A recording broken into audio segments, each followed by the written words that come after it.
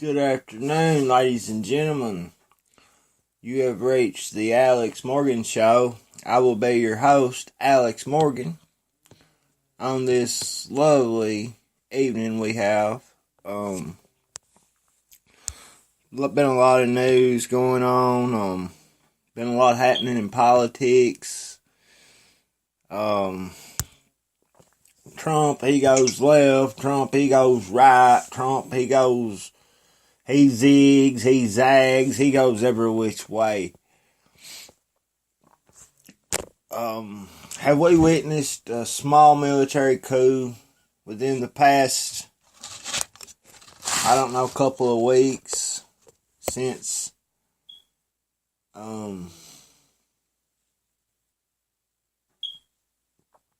we've lost,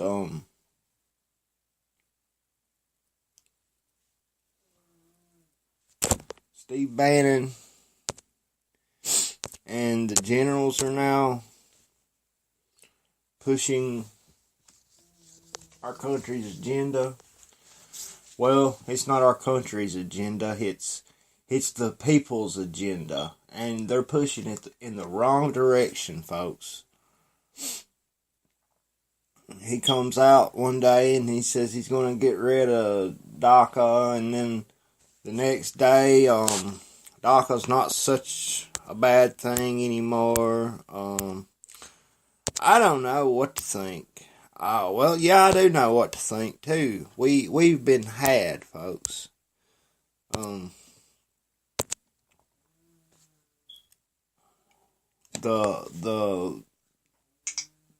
liberalism side of Trump has really came out here these past few days. He praised Nancy Pelosi. He praised Chuck Schumer. After they have sat and talked about him like a dog, accused his family of being the awfulest crime lord, crime syndicate that this nation has ever seen, folks. Hey, if somebody talked that bad about me, I wouldn't talk to them people no more. Unless I was destroying them publicly, politically. This isn't the same man that ran for president back during the 2016 election, folks. This is a totally different man in office.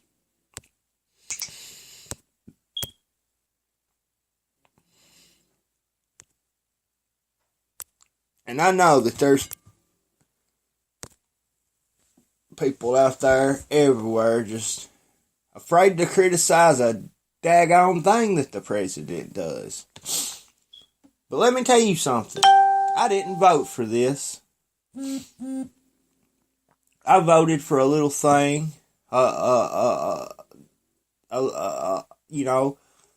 own little morals, my own little beliefs. I wanted a border wall. I wanted immigration laws pushed. I wanted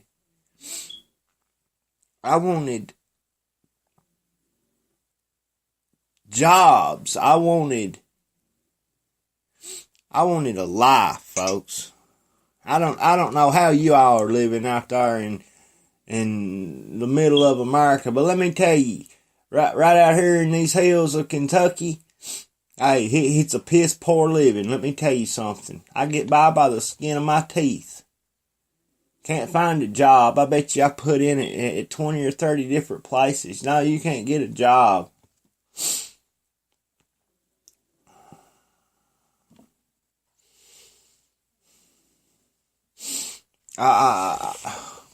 I don't know what to say, folks.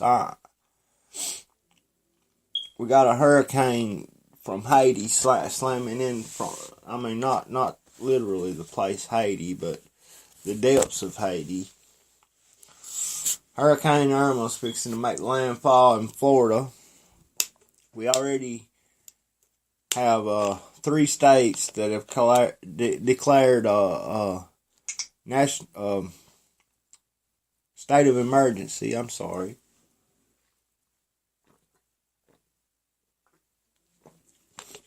And I'll just tell you,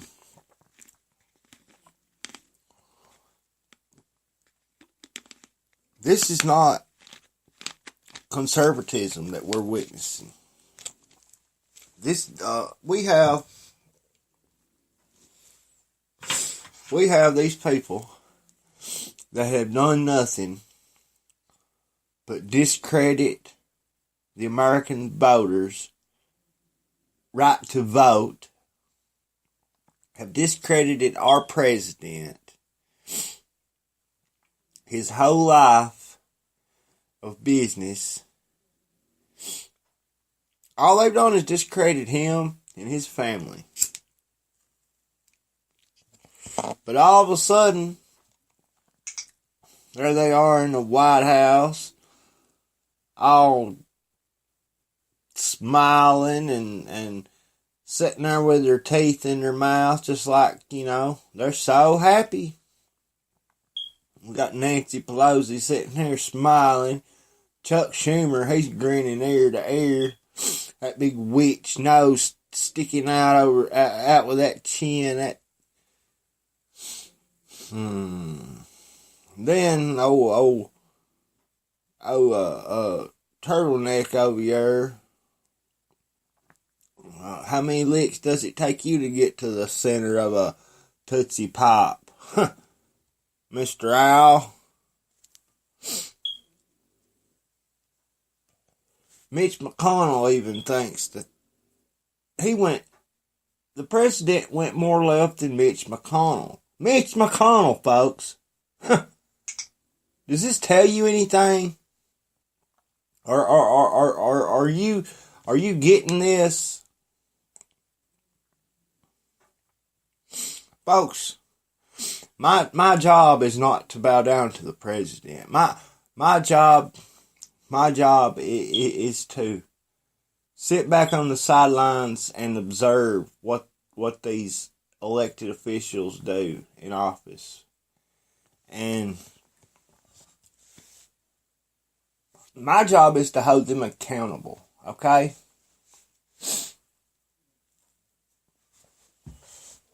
That's my tax dollars, that's your tax dollars that they're spending, that they're getting paid week in, week out to serve and protect us. And folks, this isn't serving and protecting us. Let me tell you something.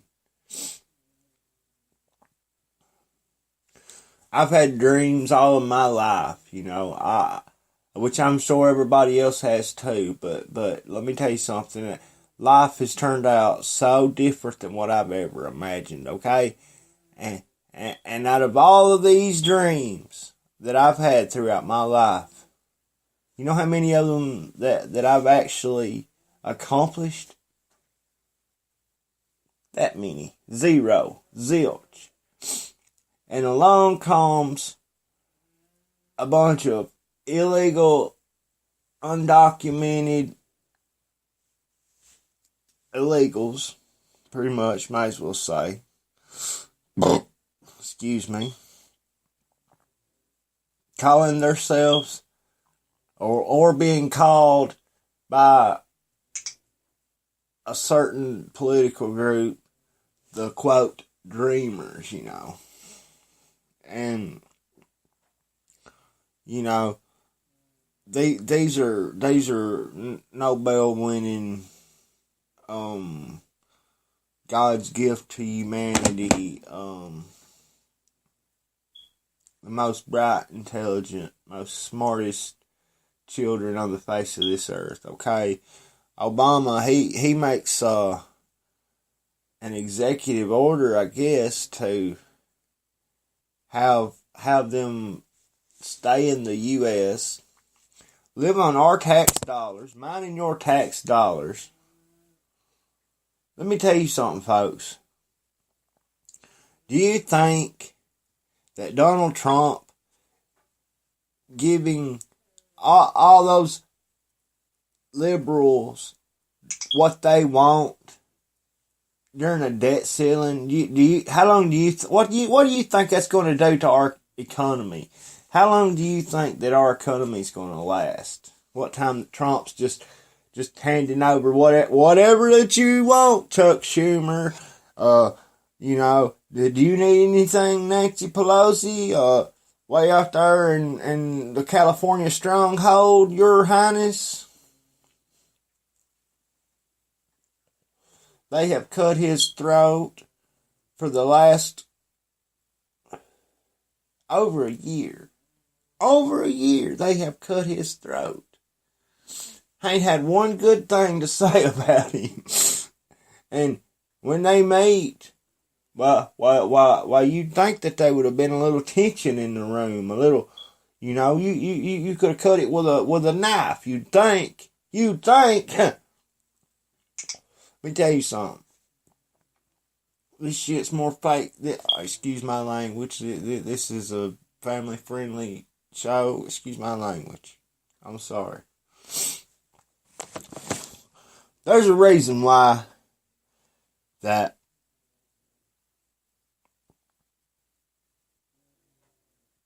politicians are politicians, okay? They're not good actors, okay, folks? They're actually worse than wrestlers. They're worse than the people you see on WWE, whatever it is these days. Who knows, man? I'm sorry. I've worked for the last 18, 20 hours, I guess. I got up at 6:30 this morning.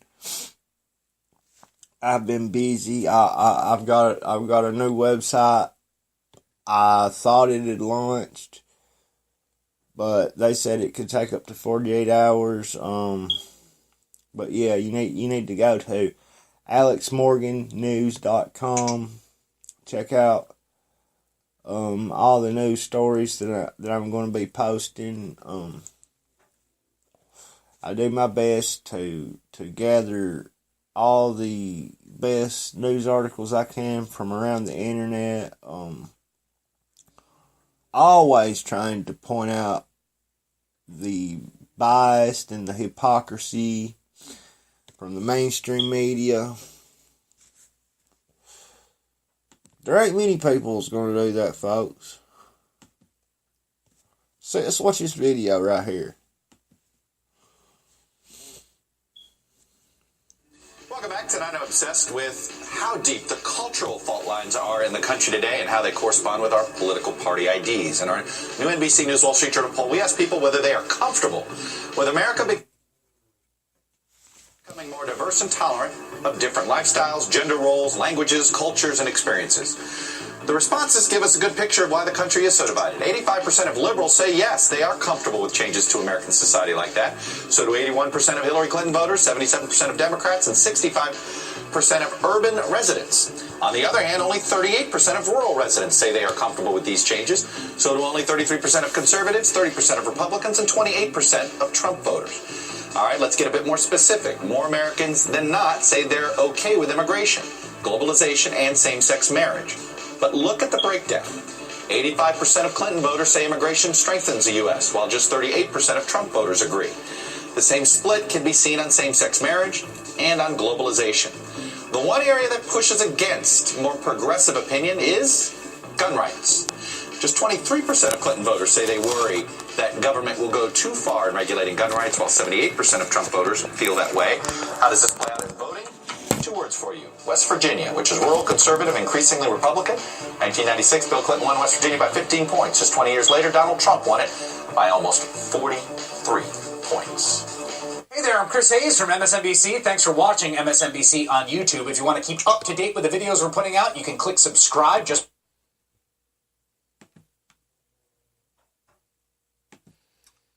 Pretty interesting little video there.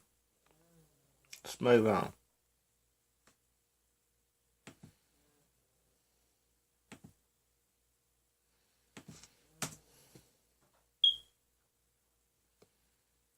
Democrats now say they'll only support a 3-month increase in the debt ceiling. It seems like they're trying to extract something. I think that's a ridiculous idea. I hope that they don't mean that. Let's just think about this. We've got all this devastation in Texas. We've got another unprecedented hurricane about to hit Florida, and they want to play politics with a debt ceiling? That will strand the aid that we need to bring to these victims of these storms that have occurred or are about to occur, and then they also want to threaten default on our debt. I think that's ridiculous and disgraceful that they want to play politics with the debt ceiling at this moment when we have fellow citizens in need to respond to these hurricanes so that we do not strand them. What the leaders you just described proposed is unworkable, and it could put in jeopardy the kind of hurricane response we need to have. Look, many of us got the calls from the administration and OMB who said FEMA is moving so fast that we're running out of money as early as Friday to Tuesday. So we've got to make sure that we have the authority, legal authority, to go out and be able to put money back into FEMA so we can respond to these hurricanes. Not to mention the fact that we already have to start pre-positioning for the fact that Irma is about to hit Florida. And to play politics with a debt ceiling, like Schumer and Pelosi apparently are doing, I don't think is a good idea. Well, it must be a pretty good idea. Hey, NBC News viewers, thanks for checking out our... It must be a pretty good idea. They're getting what they want. I mean, you know, it ain't like they're not succeeding in what they're doing. So, yeah.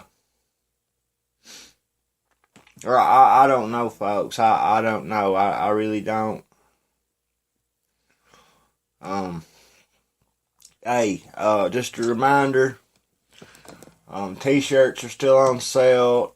AlexMorganShow.com/online-store. You can just go to AlexMorganShow.com and click the online store link at the top of the page.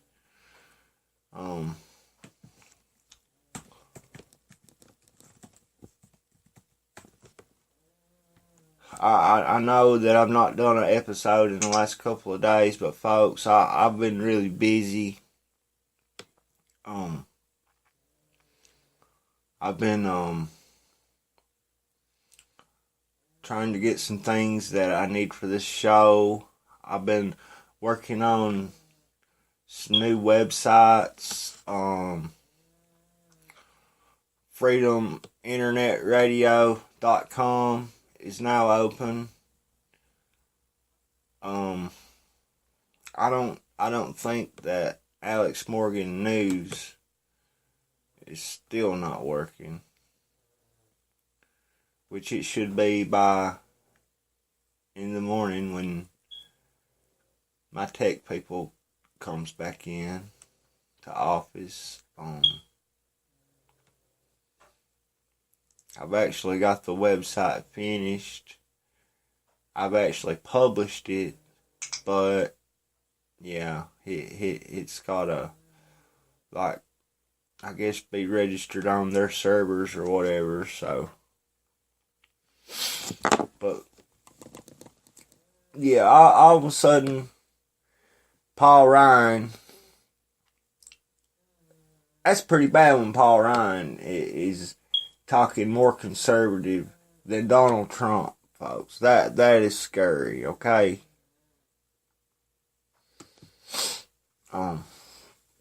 It really is.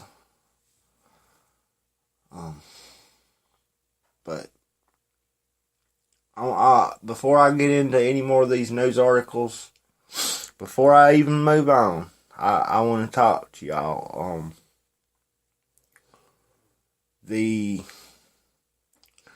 cost to run this little operation is becoming unbearable. I'll just tell you.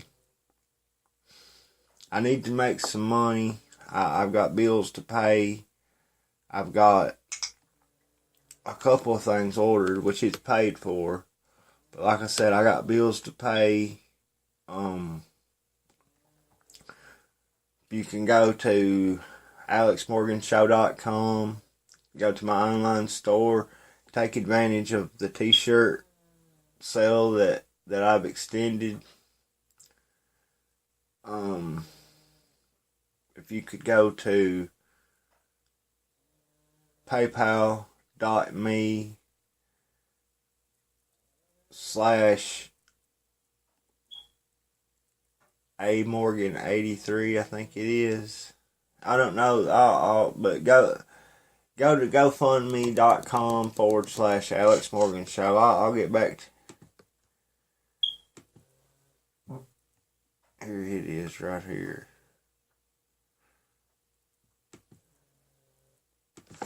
I have to log back in.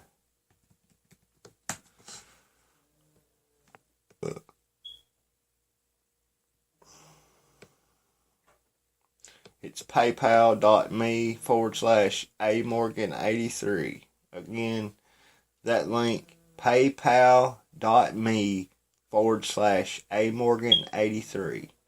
Hey, if you'd send me $1, $2, that would make me as happy as if you just send me $10 or $20, just to be honest, okay? Just whatever you can afford. I don't want to take no money from anybody that needs their money. I know this is a hard time that we're all having right now, and you know, we just gotta buckle down, whatever. But hey, if you're somebody that's got plenty of money and you believe in what I'm talking about, you believe in helping people and trying to solve this national debt, trying to get rid of these banksters who print our money. They call themselves the Fed, but they've got nothing to do with the Fed. If you want to get rid of this thing called the New World Order, the Illuminati, then and you got money, you got more money than you need, hey, go to alexmorganshow.com, buy a t-shirt or two, and give it to a homeless person. Give it to somebody that's suffering from about that much poverty. You know, somebody that could use a new t-shirt. I'm sure you know somebody that could use a new t-shirt. I've got sizes all the way down to children medium, I think. Both boys and girls. I've got this one deal going with this embroidering company. They can embroider pretty much anything that you want. They've got some really nice zip up hoodies right now. I think I put that link up on freedominternetradio.com on that web store. But if you don't want a shirt that's got like my little designs on it, that's fine too. You can come up with your own designs. Hey, that's cool. Send me a link.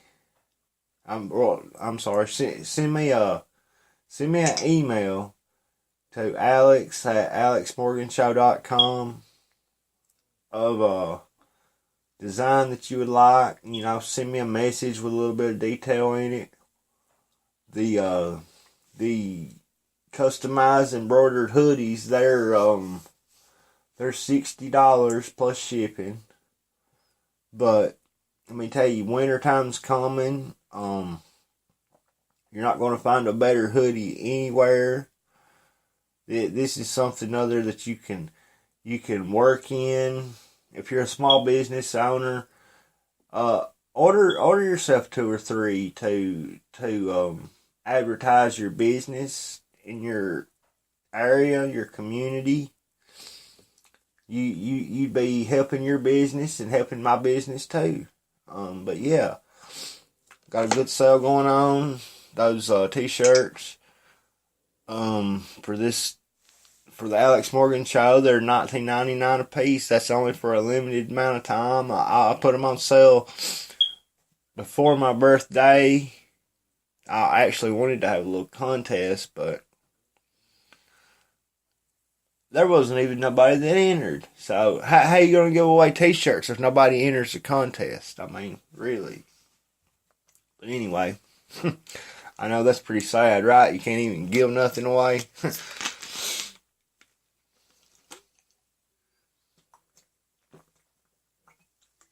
But I'll probably be having another one here pretty soon.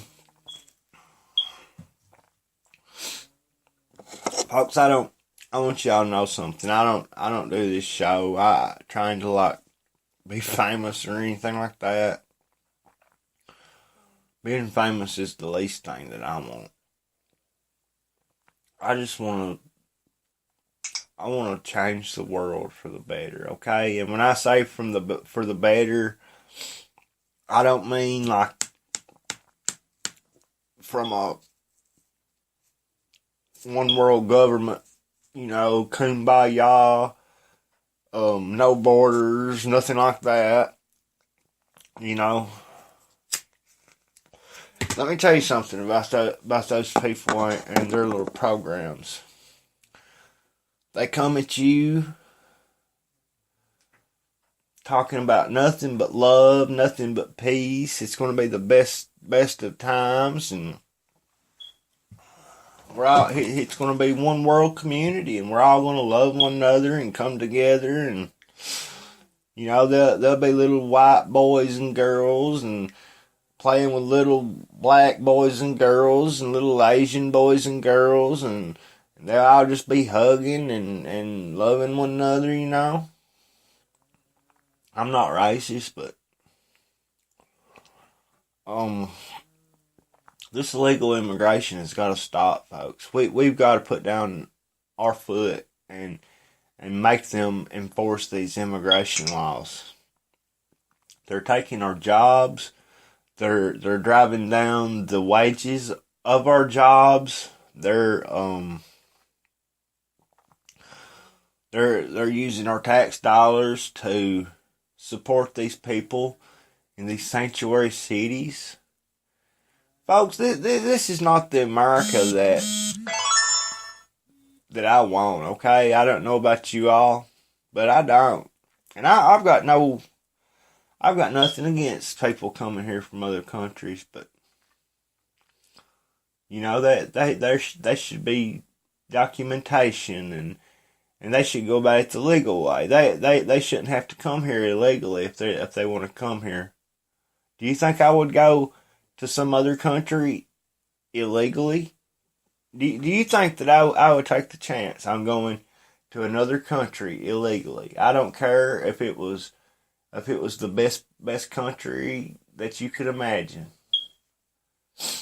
Better than the United States, if there's a possibility, which I'm sure there is, but no, if I wanted to immigrate somewhere, make a new life for myself, I would definitely go about it the legal way, or I wouldn't go about it at all. That's just the way it is.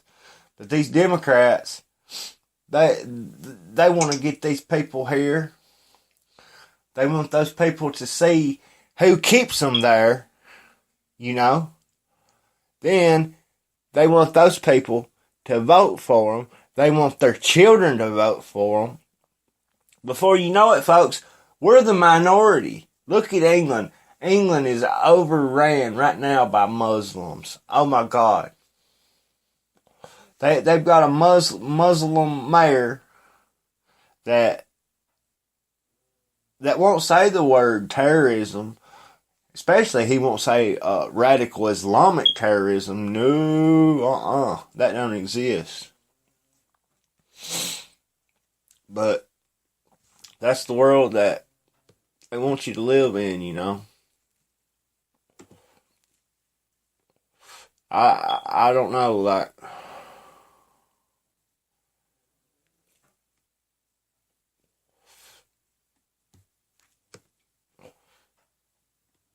I don't know what y'all.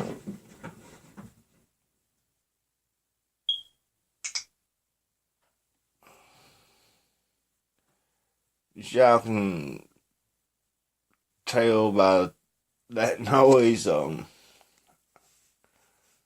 There's definitely something under my house. I got a couple of cats.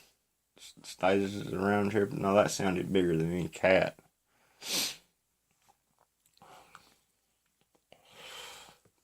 Listen, it's like I said, folks. I need your support any way I can get it.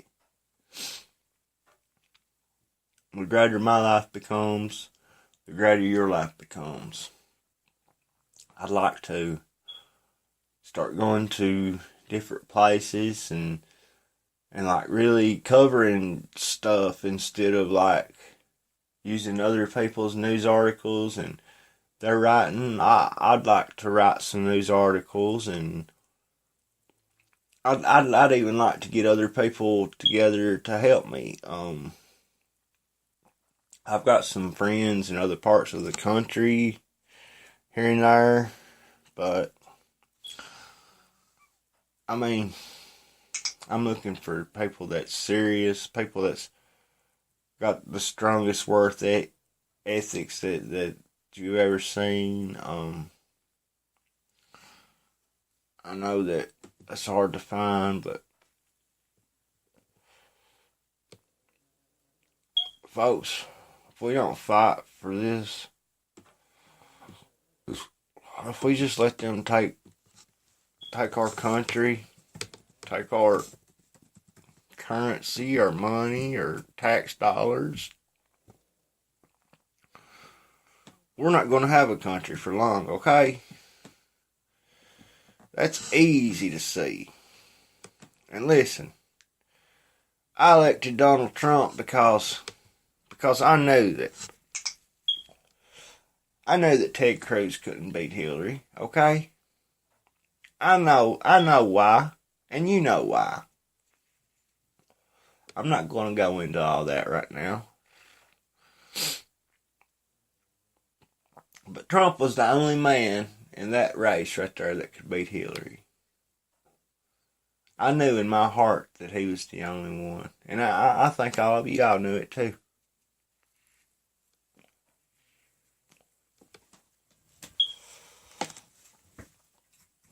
There ain't no way that I would have voted for anybody else. And if he goes further to the left than any other politician, I still won't regret voting for him. I mean, I'd rather see anybody president than Hillary Clinton myself, you know. But now let me tell you something. I'm not going to stand for a president that's supporting Maxine Waters and Nancy Pelosi, Chuck Schumer. I'm just not going to stand for that. If this continues, I will do my part to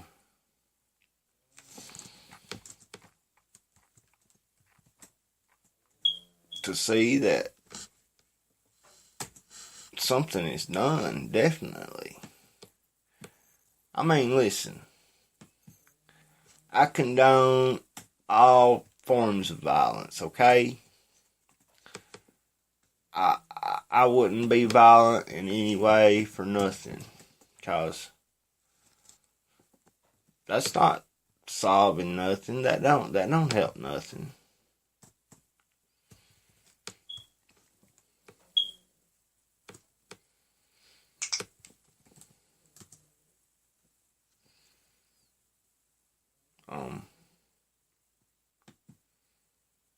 If I get mad at you and beat you to death or kill you or something, that don't help me a bit. That don't help me get my way.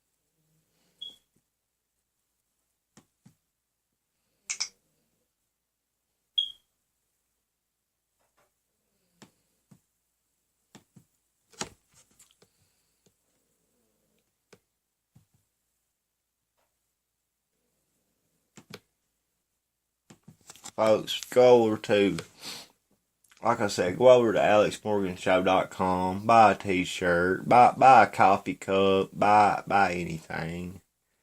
Send me $1, send me $2, whatever. Let's get into some news.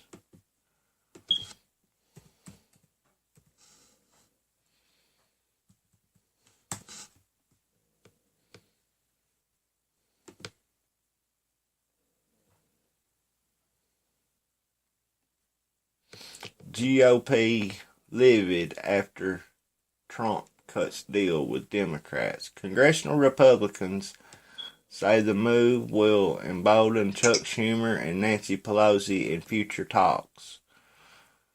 This article comes from Politico.com by Burgess Everett, Rachel Bade, and John Bresnahan. President Donald Trump and Senate Majority Leader Mitch McConnell's Tida on Tuesday after a summer of snapping between the two lifted Republican hopes that the GOP would finally back in sync ahead of a brutal fall of physical deadlines. Not 24 hours later, the president cut a deal with Democrats on a short-term debt ceiling increase opposed by McConnell and House Speaker Paul Ryan just Wednesday morning. In fact, Ryan had scoffed at the Democratic offer that Trump accepted minutes later. In the aftermath, Republicans seethed privately and distanced themselves publicly from the deal. They were left to hope that Trump's collaboration with Senate Minority Leader Chuck Schumer and House Minority Leader Nancy Pelosi was a temporary dalliance and not the new MO for the president. Quote, obviously, it would have been better not to make us vote repeatedly on the debt ceiling, but I'm not surprised, end quote, sighed Senator Roger Wicker, Republican from Mississippi. He went on to say, quote, I think Mitch would have rather have done it differently, but it's not worth having a big old fight over, end quote. Quote, a 3-month debt ceiling, question mark. Why not do a daily debt ceiling, question mark, end quote, cracked Representative Mike Simpson, Republican from Idaho. Quote, he's the best deal maker ever? Don't you know, question mark. I mean, he's got a book out, end quote. Trump's deal with Democrats doesn't appear to help Republicans at all. While it averts a fall government shutdown and a default on the nation's debt until at least December, it also emboldens Democrats to push for immigration changes or spending priorities without giving an inch on the right. Congress will likely have to strike a major bipartisan fiscal deal in December to raise the debt ceiling long term and keep the government open for the remainder of fiscal 2018. Republican lawmakers on both sides of the Capitol complained Wednesday that Trump probably just undercut leadership in those future negotiations, making it even harder for them to secure legislative wins. In a brief interview on Wednesday, McConnell said his meeting with Trump a day earlier was, quote, cordial, end quote, and though he made clear to reporters that this was Trump's deal, not his and Ryan's, he said he would nevertheless support it. McConnell also insisted that things have settled down after Trump's tirade of tweets criticizing the GOP leader in August over the stewardship of the chamber and singling out some of the Republican members. Quote, "It's fine," end quote, McConnell said of his relationship with Trump. Quote, "Everything's fine," end quote. His Democratic counterpart was far more upbeat. Quote, "Today was a good day in generally very partisan town," end quote. Schumer said. The minority leader said Trump was presented with a GOP deal and a Democratic one, and he, quote, "went with the better argument," end quote. To conservatives, Trump's turn towards the Democratic leaders pointed to a further fracturing of the GOP on fiscal issues.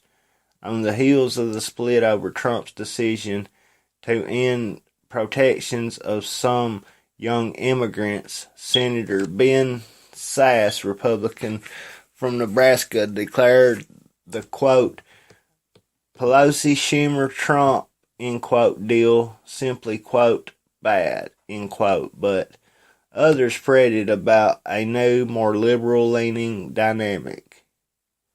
Quote, "It's just a betrayal of everything we've been talking about for years as Republicans," end quote, said former Senator Jim DeMint, Republican of South Carolina, who headed the Heritage Foundation and is still an influential conservative leader. Quote, "What the president's going to find is, if they bet on Democratic votes, they better plan on giving up a lot more than they think they're going to," end quote. Republican Mike Walker of North Carolina, the Republican Study Committee chairman, said he was, quote, "taken aback," end quote, by the deal and seemed blindsided by the president's decision. Quote, "It's unsettling," end quote, Walker said. Quote, "It's hard to find for the conference. I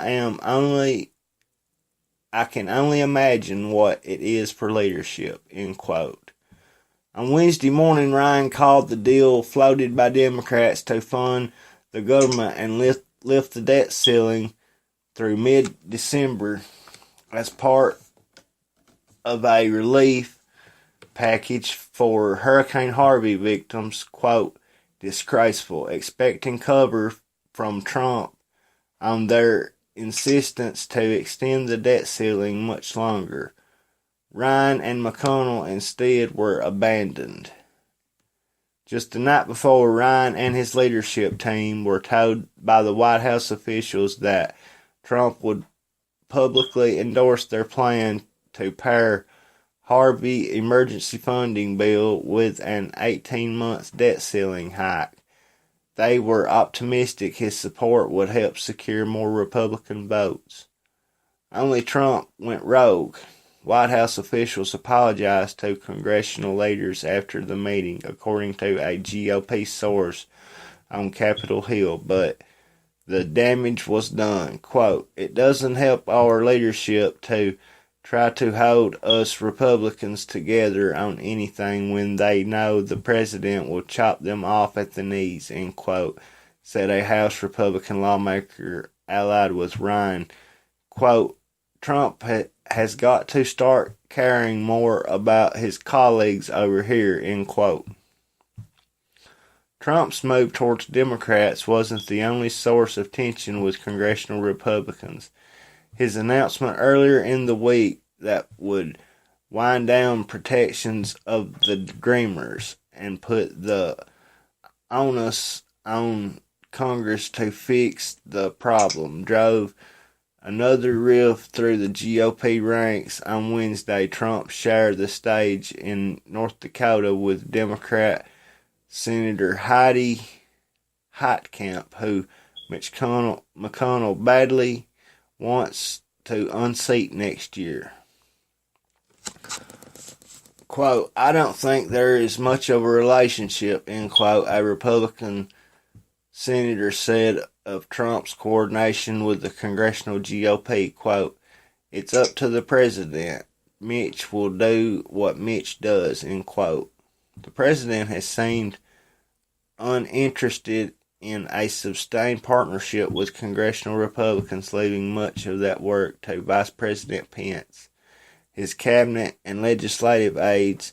Trump doesn't talk to individual senators and congressmen regularly, but he often tells them different things rather than fostering a sense of unity, Republicans say.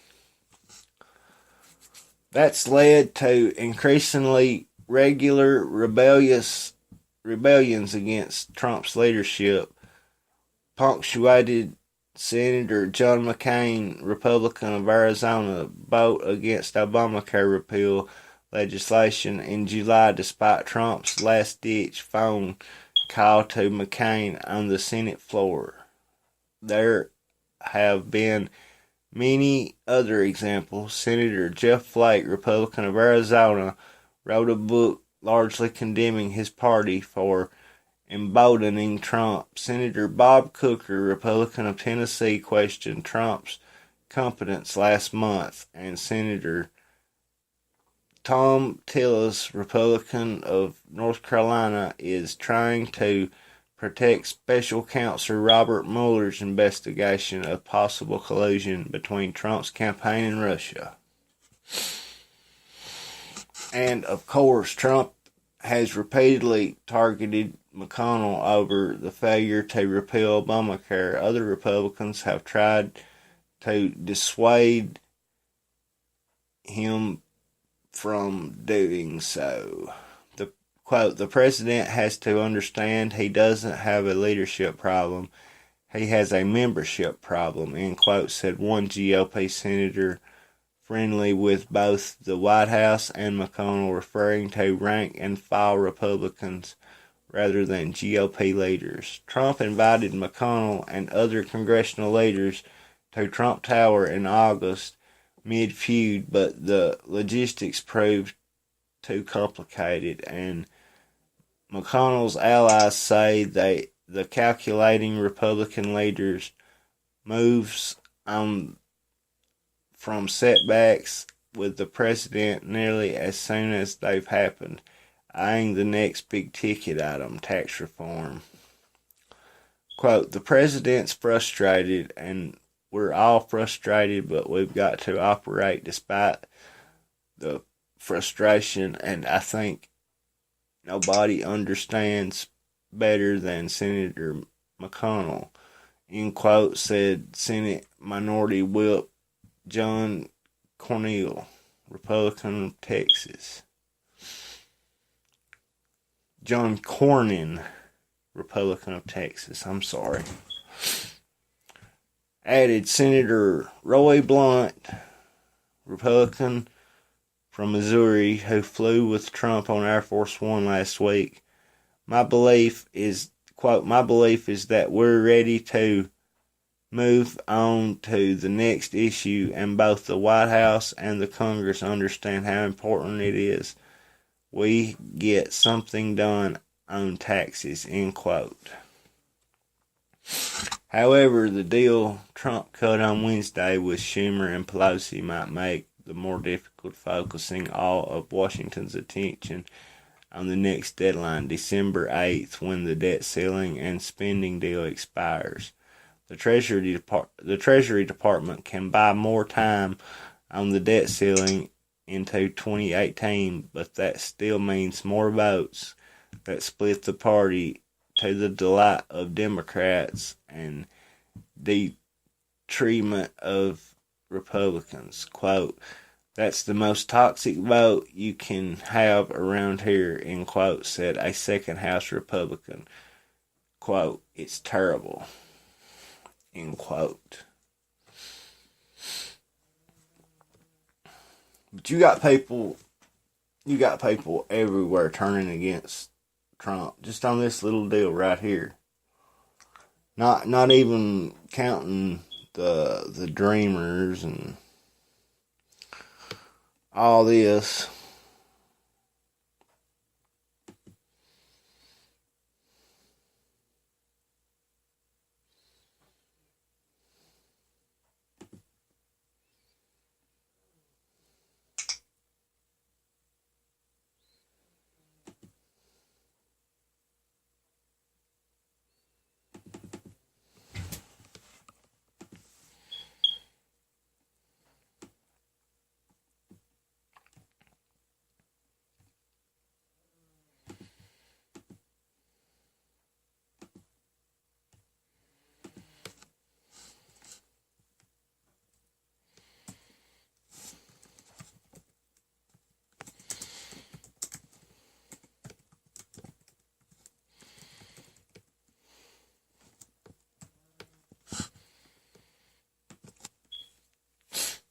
Broadcasting on Freedom Internet Radio is paid for by viewers like you. Without your support, we couldn't exist. Freedom isn't free, that's why it's so important to support this broadcast and others like it. The mainstream media committed political suicide over the past 24 months. Let's bankrupt the vomit brokers and support free market capitalism. Remember, we don't push socialism. We support freedom and liberty worldwide. Visit alexmorganshow.com to shop for gear and donate to the broadcast. Thank you for listening.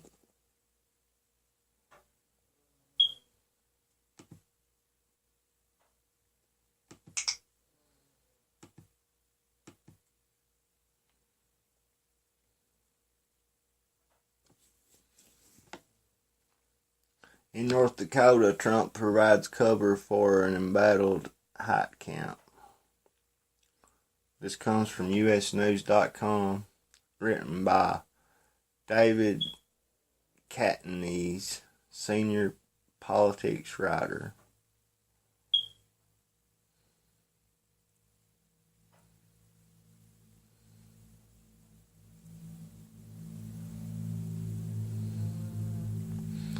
As Democratic Senator Heidi Heitkamp of North Dakota welcomed President Trump to her state for a Wednesday visit, it triggered grousing from some corners of her party. Quote, does she actually feel President Trump coming to Bismarck is a good thing? End quote. Eric Holder, a former chairman of the state's Democratic Party affiliate, wrote in a letter to the Forum of Fargo-Moorhead. He pleaded with Heitkamp to avoid sharing a camera shot with the president and employed by all means, quote, don't give him a big hug, end quote. Bob Ballet, another former state party head, tweeted that Heitkamp's decision to join Trump for the plane trip there was, quote, hard to accept, end quote. While the most sturdily liberal Democrats revile the thought of one of their own being seen with Trump, let alone possibly working with him, Heitkamp's willingness to play ball with her president exhibits the tricky conundrum confronting a slate of moderate Democrats hailing from red states who happen to be up for re-election next year. As the president tours the country to tout an unspecified tax reform plan, he's making sure to touch down in places where he can put pressure on such vulnerable Democrats. Last week, he spoke in Springfield, Missouri, a conservative bastion that is key to Senator Claire McCaskill's survival in the show Me State. The president didn't mince words while there. If the second-term Democrats doesn't cooperate on a tax cut, Trump insisted to the crowd, quote, you have to vote her out of office, end quote. With Heitkamp, Trump traded a big stick with an olive branch, offering her a ride on Air Force One on the way to an oil refinery where he railed against a convoluted tax system he believes is hampering the country's economic dynamism.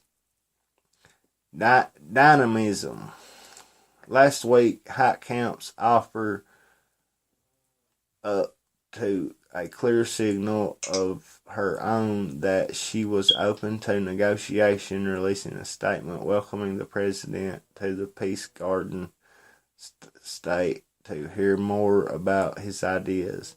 On Wednesday, Trump repeated his call to vote any lawmaker who opposes tax cuts and reform out of office, but he didn't threaten Heitkamp, who attended the speech but did not give remarks. It's a delicate and tenuous trade-off between a president who has clearly lost trust in the leadership of his own party and desperately craving a legislative victory, and a senator who will be dependent on Trump's voters for a victory if she formally decides on another campaign. In 2016, Trump carried 63% of the vote in North Dakota, smothering Hillary Clinton by 123,000 votes. In 2012, Heitkamp squeezed out a win over GOP Representative Rick Berg by roughly 3,000 votes. Quote, the majority of North Dakotans support Trump, and I imagine she recognizes that. She also does whatever she can to support the state, end quote, says Democratic State Senator Tim Mathern. Quote, it's hard for any Democrat to win a re-election in North Dakota. You know the Trump results, so it's going to be tough, end quote. Curly Holland, a former Republican National Committeeman representing the state, says Heitkamp is, quote, in serious trouble, end quote. Quote, there's not many Democrats left, he says, end quote. Quote, Democrats are an endangered species in North Dakota. They're fighting against themselves, end quote. And yet Heitkamp, the only Democrat who has won statewide office in North Dakota since 2008, remains popular. A Morning Consult survey taken this spring found her holding a 60% approval rating, making her the 11th most popular senator nationwide. But perhaps the most glaring indicator of Heitkamp's subtle strength is the uncertainty around who will challenge her. GOP Representative Kevin Cramer, the state's lone U.S. House member, has not committed to the race. A source familiar with his thinking describes him as inherently risk-averse and disinclined to gamble a safe House seat for a slog against a Senate incompetent, regardless of her vulnerability. Republicans also have sent signals that prefer Tom Campbell, a state senator and wealthy potato farmer who could spend millions of his own money on the endeavor. Campbell, who was in the front row for Trump's speech on Wednesday, announced his candidacy last month, but other names continue to swirl as well, as North Dakota Republicans expect a wide-open and potentially unpredictable primary if Cramer sits the race out as expected. One potential challenger who has been approached by some GOP leaders in the state is Nathy Nissett, a geologist who gravitated to North Dakota during the 70s oil boom and also attends the president's speech. Nassett told U.S. News she's still contemplating the idea of becoming a Senate candidate. She praised the president's economic record but declined to speculate on Heitkamp's intentions. Quote, I congratulate the president offering her a seat on Air Force One. It's a nice way to travel back home, end quote. Nassett said, quote, I'm not one to get into the who's who and what's what and her sincerity, end quote. Former U.S. Senate Kent Conrad of North Dakota defended Heitkamp from liberals' critics that she's cozying up to the president and noted he traveled with former President George W. Bush back to his state in 2005, even though he's disagreed with Bush's plan to reform Social Security. Quote, I think it's absolutely the right thing to do when you're invited by the president to go to your home state, you go, whether it's the same party or not, whether you agree or disagree. It's just good manners, end quote. Conrad said, quote, I don't think there's anybody in the country who wouldn't say we don't need tax reform to say you're open on tax reform makes sense, end quote. Quote, you may feel he is beyond the pale, but the President of the United States, that's a fact. Conrad continues, when people send you to Washington from North Dakota, they expect you to work with the President of the United States, end quote. Near the top of Trump's speech at the refinery, he wasted no time applying delicate presidential pressure while also exhibiting a willingness to place his own near-term legislative needs over the long-term political desires of his party. In addition to inviting 4 Republican officials to the stage to be recognized, Trump also requested Heitkamp's presence. Quote, everyone's saying, what's she doing up here? Trump asked, end quote, reading the minds of the Republicans from Bismarck to Capitol Hill as the lone Democrat emerged to join the Republican gaggle. Heitkamp briefly shrugged, perhaps caught off guard by the moment herself. Quote, but I'll tell you what, good woman, and I think we'll have your support. I hope we'll have your support, end quote, Trump continued. Heitkamp could only smile. She couldn't have asked for a better outcome, even as she's yet to commit to anyone on tax reform except an appearance to hear out the president. The harder call will come once legislation is formally drafted, interest groups begin branding it, and a vote is considered. Trump will expect loyalty in return for his afternoon, otherwise his goodwill to prove fleeting.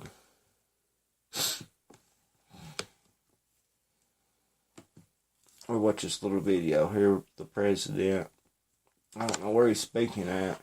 I want to take a moment to send our Bismarck. thoughts and prayers to the people of Texas.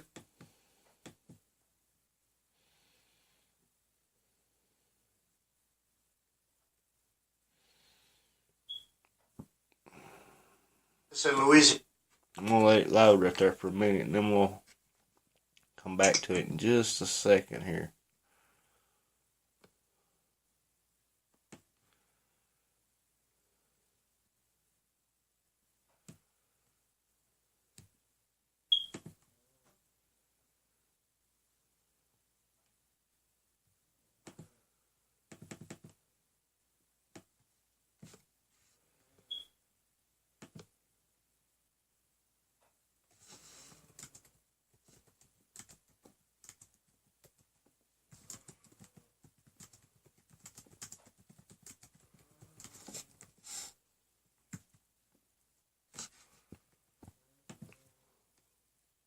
This is the Alex Morgan Show. Call 323-693-3320 to join the show. We'd love to hear from you.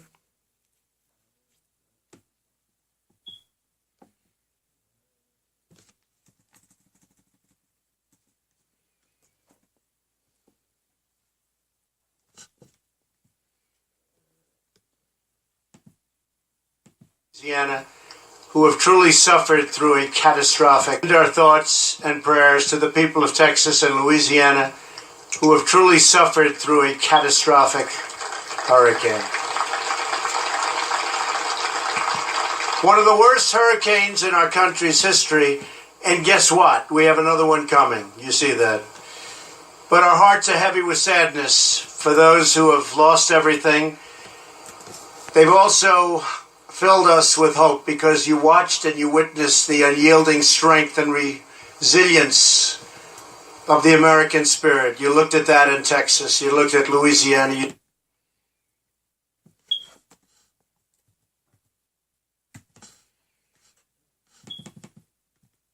saw the spirit. You saw the spirit of so many other people.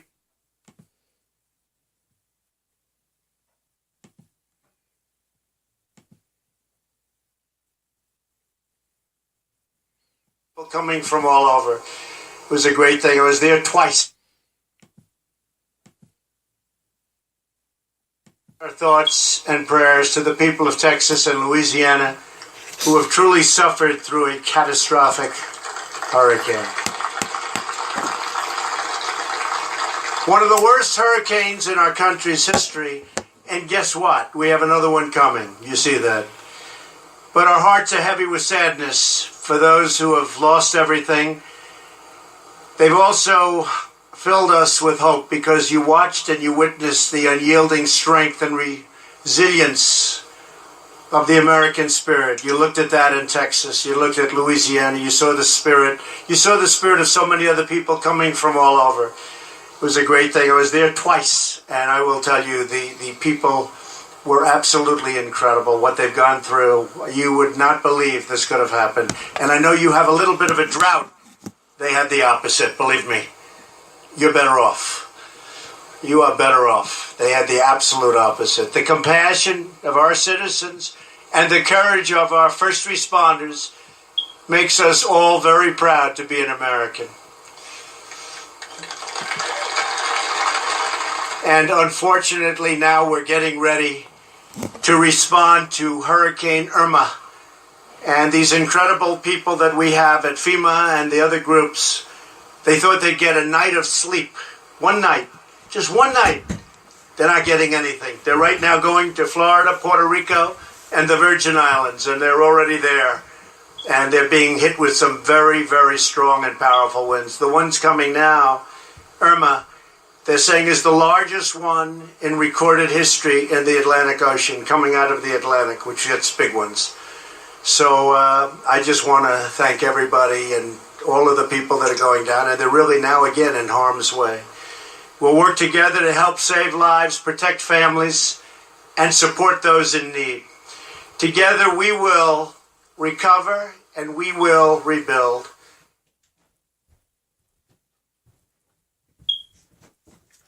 And we will make America great again. MAGA, MAGA. Get informed on today's top stories. I'm Amanda Putman, and here's a quick look at what's coming up next. George Clooney's wife, Amal Clooney, is nearing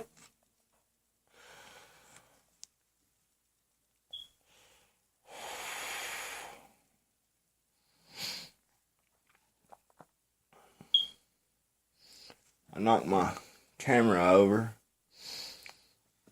and messed my feet up. It should be coming back in any time.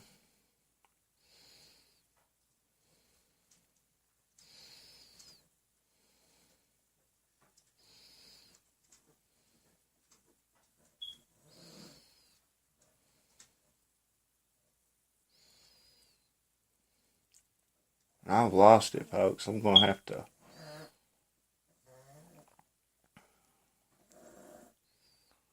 I'm going to have to redo the stream. Just bear with me for just a moment. I know I would mess up a wet dream, but I just can't help it sometimes.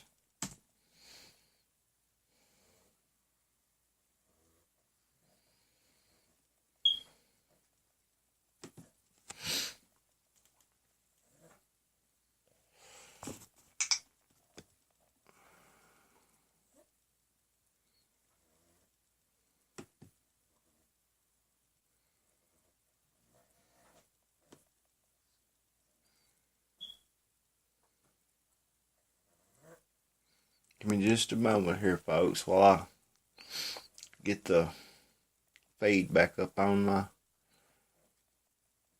website. I had to run to the bathroom right quick. Drunk a little too much coffee this evening, I guess. So, yeah, give me just a second here.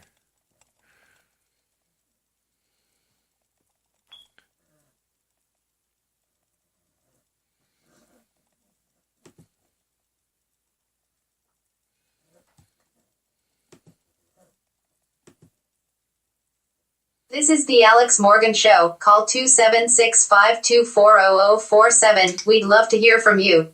Dot.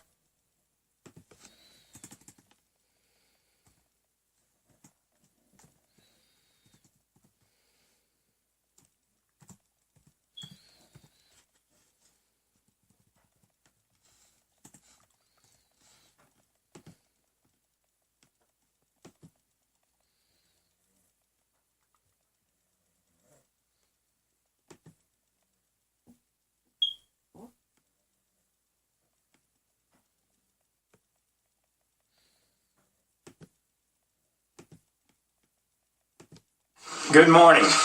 I'm here today to announce that the program known as DACA that was effectuated under the Obama administration is being rescinded. The DACA program was implemented in 2012 and essentially provided a legal status for recipients for a renewable 2-year term, work authorization, and other benefits, including participation in the Social Security program, to 800,000 mostly adult illegal aliens. The policy was implemented unilaterally to great controversy and legal concern after Congress rejected legislative proposals to extend similar benefits on numerous occasions to this same group of illegal aliens. In other words, the executive branch, through DACA, deliberately sought to achieve what the legislative branch specifically refused to authorize on multiple occasions. Such an open-ended circumvention of immigration laws was an unconstitutional exercise of authority by the executive branch. The effect of this unilateral executive amnesty, among other things, contributed to a surge of minors at the southern border that yielded terrible humanitarian consequences. It also denied jobs to hundreds of thousands of Americans by allowing those same illegal aliens to take those jobs. We inherited from our founders and have advanced an unsurpassed legal heritage, which is the foundation of our freedom, our safety, and our prosperity. As Attorney General, it is my duty to ensure that the laws of the United States are enforced and that the constitutional order is upheld. No greater good for the overall health and well-being of our republic than preserving and strengthening the impartial rule of law. Societies where the rule of law is treasured are societies that tend to flourish and succeed. Societies where the rule of law is subject to political whims and personal biases tend to become societies afflicted by corruption, poverty, and human suffering. To have a lawful system of immigration that serves the national interest, we cannot admit everyone who would like to come here. It's just that simple. That would be an open borders policy, and the American people have rightly rejected that. Therefore, the nation must set and enforce a limit on how many immigrants we admit each year, and that means all cannot be accepted. This does not mean they are bad people or that our nation disrespects or demeans them in any way. It means we are properly enforcing our laws as Congress has passed them. It is with these principles and duties in mind, and in light of imminent litigation, that we reviewed the Obama administration's DACA policy. Our collective wisdom is that the policy is vulnerable to the same legal and constitutional challenges that the courts recognize with respect to the DAPA program, which was enjoined on a nationwide basis in a decision that was affirmed by the Fifth Circuit Court of Appeals.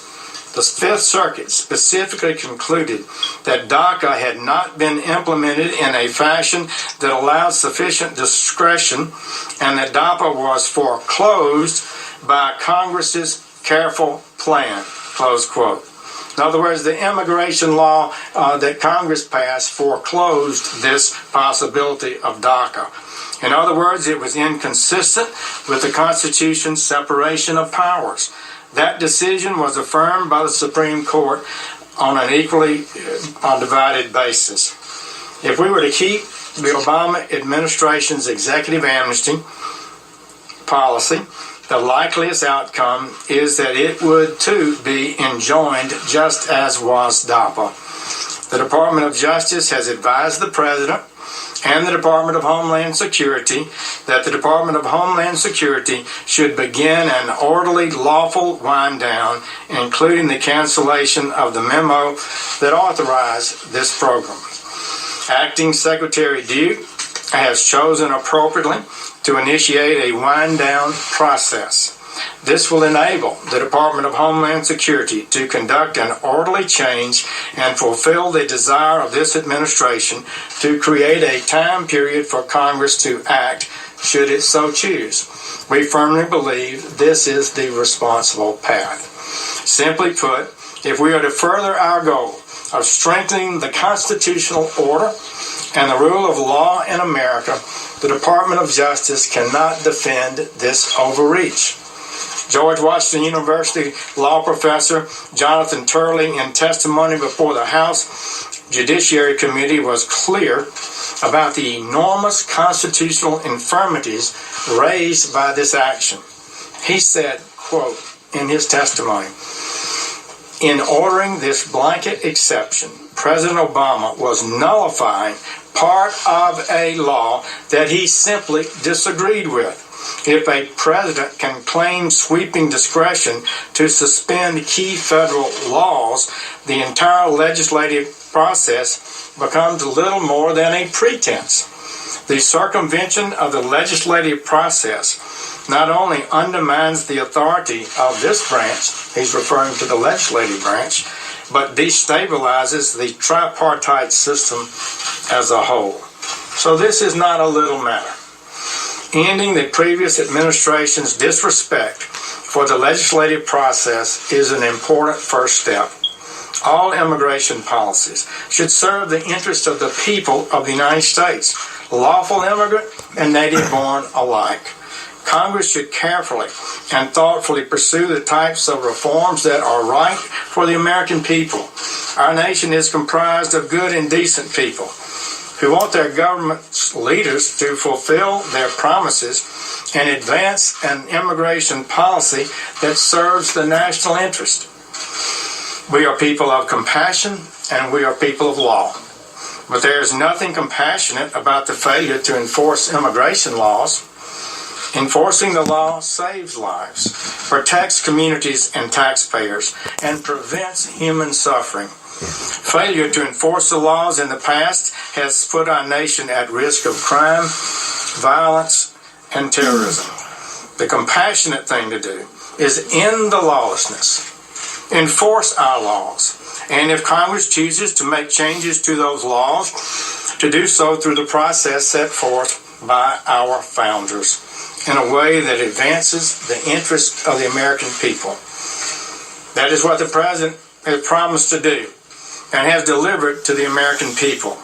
Under President Trump's leadership, this administration has made great progress in the last few months toward establishing a lawful and constitutional immigration system. This makes us safer and more secure.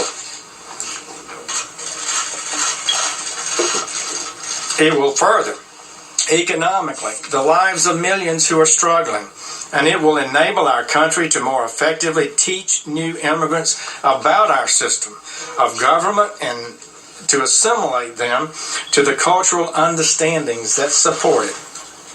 The substantial progress in reducing illegal immigration at our border seen in recent months is almost entirely due to the leadership of President Trump and his inspired immigration officers.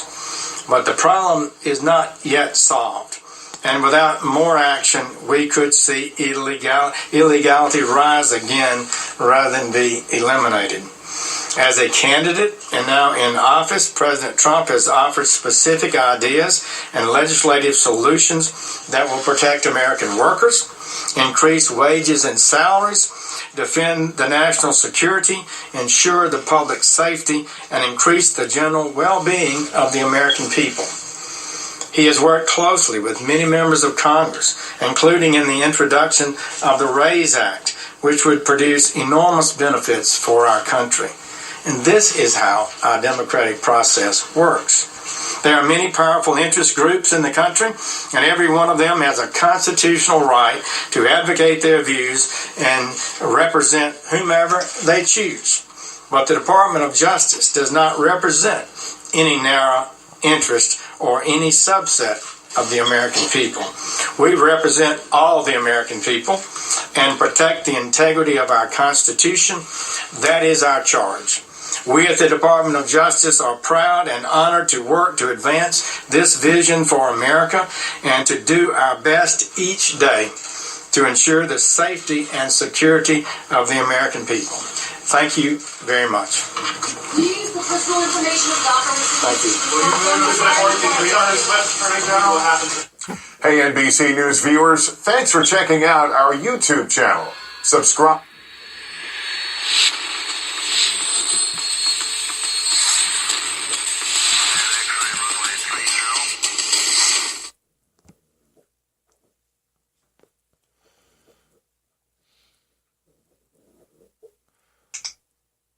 Democrats now say they'll only support a 3-month increase in the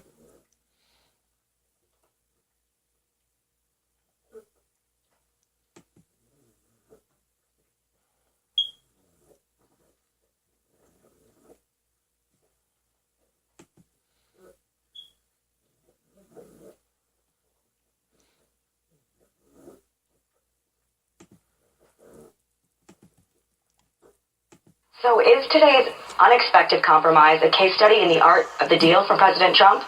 Let's quickly bring in today's specialists. He's a former governor of Arkansas, Mike Huckabee is here, and she's a senior director of research and consumer insight for Bustle.com, Jessica Tarlov is here.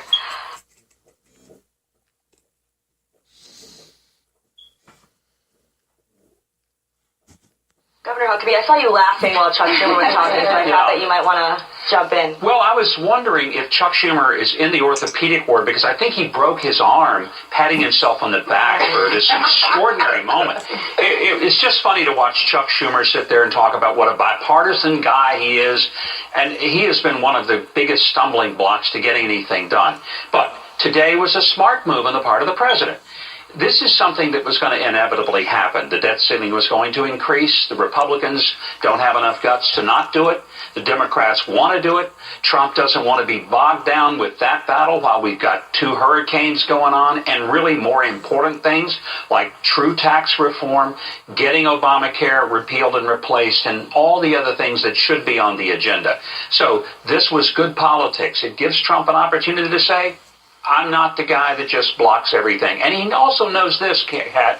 He's dealing with a bunch of incompetent Republicans who were so completely impotent that a year's supply of political Viagra would not make them capable of getting something done.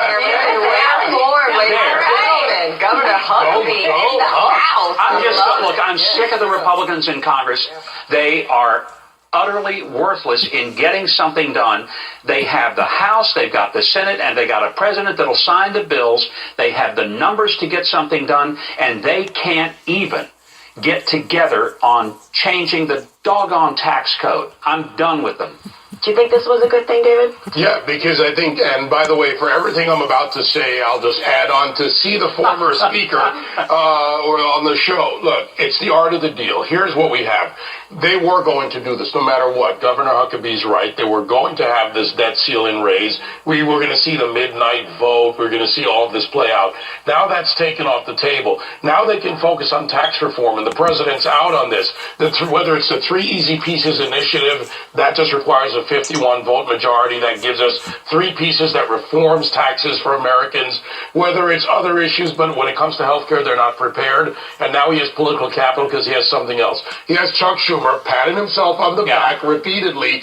The most partisan hack, there's no other way to say it, in the Senate on the Democrat side is Chuck Schumer, the new Harry Reid. So Trump's laid this out, and I think we're seeing the beginning of a negotiation. Do you think, Jessica, though, that this will actually matter when it comes to Democrats? Will they be any more likely to compromise with President Trump because of that? Absolutely not. It's just another win. I mean, the Democrats, for being in the minority completely, right, House, Senate, no presidency, have gotten an incredible amount done, or at least stopped an incredible amount with health care, the tax reform push that he has going. I think it's smart to be out there with Heidi Heitkamp, and that's something she needs to do. And 9 other Democrats in red states that Trump took also need to be talking to him more and at least appearing to be willing to compromise. But the Democrats have completely and utterly gamed the Republicans time and time again, and that's the frustration you see with Mitch McConnell and Paul Ryan. They have the numbers. They can't get it done. Tax reform, I think, more likely numbers-wise, because they all want a tax cut for individuals in corporate rate. But then you have President Trump out there talking about a 15% rate when Paul Ryan says actually 25% is what's reasonable there. And I think that you are also continuing to see the fact that Donald Trump has no interest in being part of any party. He is a party of one, and his base, that 30 to 35%, they don't have an allegiance either. They just go with Trump. And I don't know what that means for the Republicans in 2018 and 2020. Well, what is the Republican? Ebony, what's your take? I want to get Ebony in here. Well, I'll piggyback off what the governor just said. I think your frustration speaks to that of many of my Republican friends, Governor. What is the GOP agenda? What is it exactly that Paul Ryan wants? What is it exactly that Mitch McConnell wants? And what are they willing to do? What type of political capital are they willing to spend to make it happen? And I think it's very, very unclear to all people looking. In terms of what the president did today, Kat, I think, look, pick your battles has never had more meaning. This was not a smart battle to pick. This was going to get done anyways. Everyone has already articulated. I do think Jessica's right. I don't think it makes the Democrats more likely to compromise, but optically, politically, to the outsiders looking in, I think it gives him a little bit more goodwill, him being the president, to say, you know what, he did give them something. He put something on the table. He deserves to get something back. And tax reform, who doesn't want it, who doesn't need it? This is a single issue that my mother, a lifetime Democrat, went to that booth and voted for President Trump around. She is one of those Americans that wants that relief, particularly around the individual and small business tax rates. Yeah, politically speaking, he could say, well, I compromise with you guys and you won't compromise with me, but I'm not sure it'll go beyond that. There's no difference when you have a congressional approval rating of 9 to 13%, depending what pollster you're looking at, and nothing's going to make them seem like decent human beings. So the governor's initial point there, and I don't use the word hack, but certainly we use the word partisan when we're talking about any of the leadership, and frankly, most of the foot soldiers. I mean, people line up and they vote with their party, and that's getting to be an incredibly complicated approach when we have 40% of Americans identifying as independent. You know, they, as Ebony well knows, I mean, you usually lean one way or the other because you came from one of the parties. But Americans don't speak in just language of Democrats and Republicans anymore. And I don't know where you go from there with parties that only talk that way. I don't think they're speaking the language of their parties. I think that's the problem. They're not speaking the language of their parties. They're speaking the language of their D.C. donors. Yeah. This is the problem with the representatives themselves. Exactly. Yeah, they're not answering to the people. If they were answering to the people, we would have repealed and replaced Obamacare. We would have already had tax reform. We would have had multiple things that would have already happened. Why have we had it? Because they don't want to offend their handlers, the people who handled the money into their campaign coffers, and that's what's killing people. But here's the point, and by the way, I'll add to this. You know where we really need a border wall? Between K Street and every building where there's a congressman. Yeah. Look, the Democrats shouldn't do a victory lap on this either. because we know what will happen next. What we have are the optics of it. Trump has the opportunity to turn the optics, because the one thing about Donald Trump, and I love this about him, no matter what you say about him, he's not the weenie, squishy fish Republicans who will run for corner and say, no, I'm not, and scream about it. He stands up, looks you right in the eye, looks the nation right in the eye, and Chuck Schumer may do his pat on the back routine, but he better get his arm fixed, because he's not going to be doing it for much longer. Let me make this point about these representatives. It's about who they're afraid of. And you're exactly right. They're not afraid of their constituents voting them out of office. They're afraid of those donors' checkbooks, or ink pens rather, drying up and shriveling up, and them not being able to run for re-election. And that's the problem. I think the minute that the constituents have the power again, we'll see a different Washington. Yeah, I also think that it needs to be said, because no one says it, I am concerned about the national debt. And I don't think that congressional GOP really is. I don't think they care. I think that I don't even really know what a Republican is anymore. It's not seeming to be a very fiscally conservative type thing, if this is just no big deal. Certainly not At small some government. point, certainly not small government. At some point, we'll need to balance the budget. Really, Donald Trump wants an infrastructure bill that's the size of the Democrats. Jessica, you're simplifying it, and it's nice to do as a Democrat, but when you look at some of the structural things that are being done in D.C., reducing the size of the EPA, the 500 people sanctioned or fired at the VA, the fact that the 700 people in the Pentagon that were transitioned from under Obama from political appointments to jobs positions that are now being considered how to get rid of them. Trump is also innovating. He's looking for ways to bring government into more efficiency. You fix the tax code, you simplify the tax code, So he's you not also bring filling down the hours. positions because he's trying to keep No, things Jessica, lean it's not and- that simple. Look, it's I know easy Democrats talking are just points, too but simple. unfortunately, I'm not using a talking point statement. I spend a lot of time every week actually looking into policy, not looking into the quick points. And the fact is that you've got to take time to do this. And over time, I think you will really see a reduction in the government size and its scope, and you will see more efficiency based on what's being done by the different bureaus and departments. Right now, we're still spending too much and more on wars and all this stuff that we shouldn't be getting involved in. We sure are, buddy.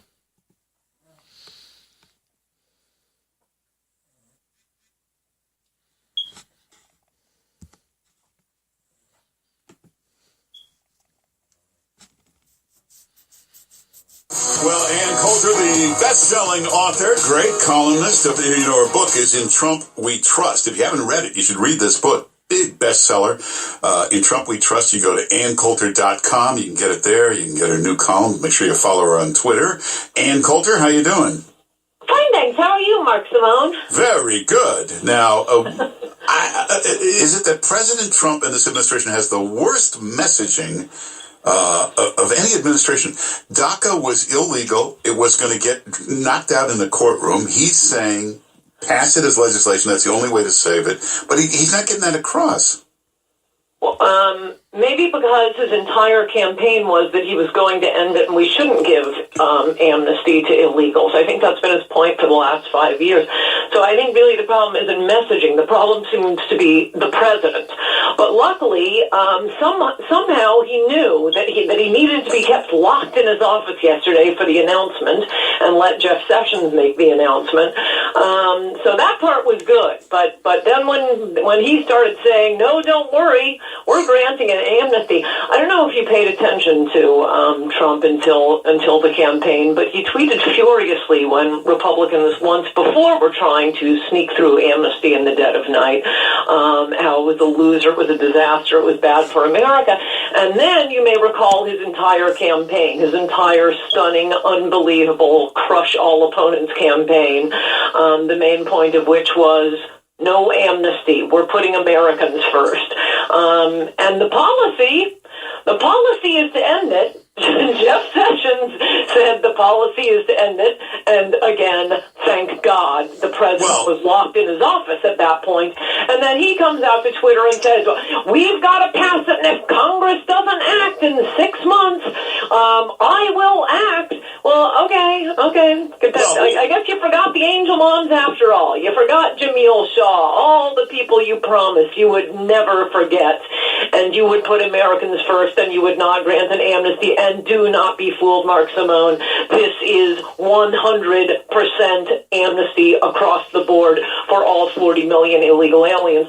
But I'm for why? Go ahead. I'm for DACA. It's only 800,000 people. Oh my! That's because no, it is not. No, it is not. It is 40 million. That Okay, is but wait.